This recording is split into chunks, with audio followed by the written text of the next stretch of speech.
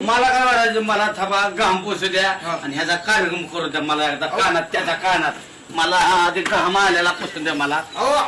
यार काय कशाचं कापड वर घेतोय ठेव तिथं समाज त्याचा बी पुरा नाही वय तुला अहो काय बबल्या, ए बबलू,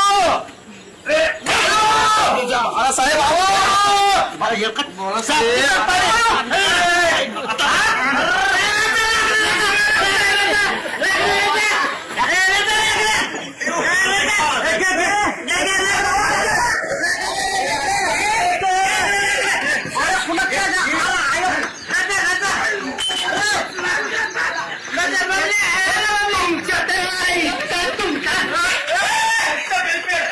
शाखाखोर बंधू भगिनींनो, मानवाचा ज्यार ते जन्म झाला त्यार ते मृत्यू निश्चित आहे. बरोबर आहे. ज्यार त्याच बबल्याच्या मैतीला आपण सगळे जमलो त्यार ते आपल्या पण मैतीला कोणतरी जमणार आहे.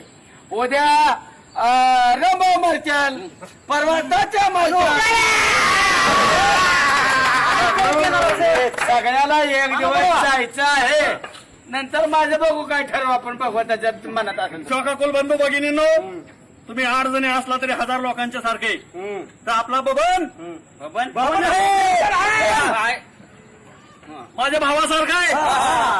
तर बबल्याला जर आपण कोणी काम सांगितलं तर बिचारा नाही म्हणत नव्हता, तर त्याच्या आत्म्यात शांती लाभो. आणि तुम्ही मात्र पैशाची काळजी करायची नाही. याने आणून दिलं नाही, तुम्ही अध्यक्ष स्वतः पैसे आणून देणार.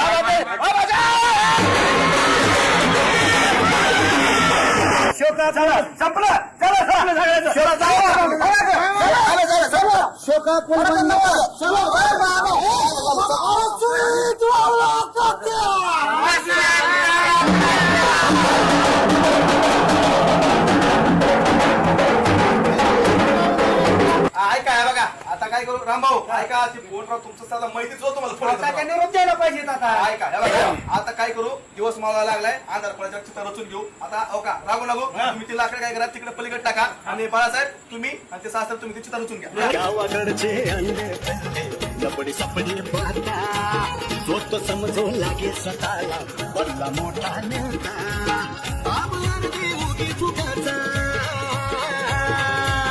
आभार देऊ की चुकाचा आलूच मार धडधडी ओ रामभाऊ